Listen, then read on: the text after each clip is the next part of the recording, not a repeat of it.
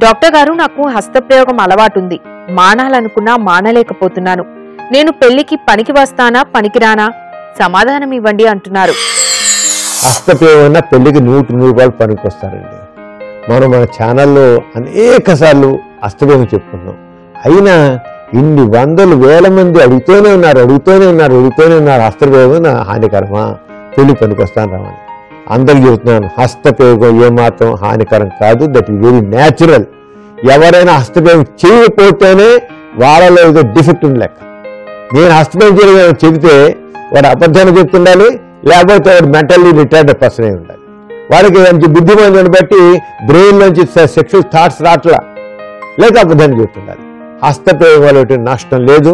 పెళ్లికి పూర్తిగా పనికొస్తారు. సెక్స్ బలహీనమైపోవడం కానీ, సెక్స్ పనికిరాకపోవడం కానీ, పెళ్లికి పనికి రాకపోవడం అనేది లేదు.